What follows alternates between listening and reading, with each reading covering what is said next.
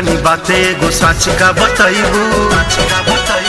करिले उम्मीद धनी नहीं छुपैबू पूछतानी बाते एगो सच का बताइबू करिले उम्मीद धनी नहीं छुपैबू मिलन वाली रातिया ना अवरुद्ध बानी जी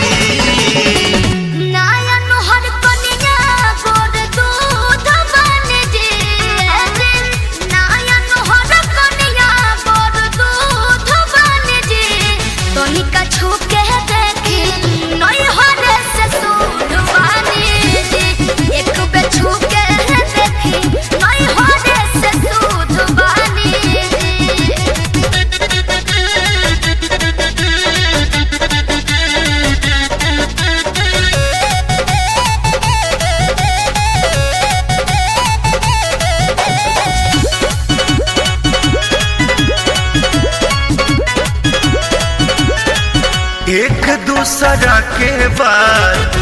जानल जरूरी बा पानी सन करीब नहीं अब कौनो दूरी बा बोलला से ज्यादा राजा सुनल करे लाल लाल होठ मोर चुमल करे तनी सट जाए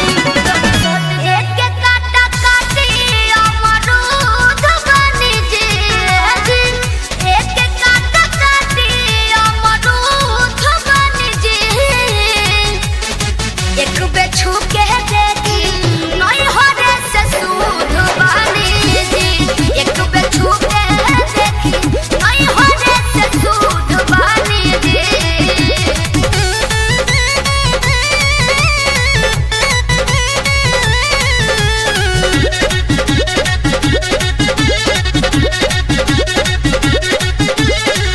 पवन पांडे हमारा से दोसर बात कहले एही से मनवा में हमारा संशय रहले राजा राकेश केस तू सहलावा हम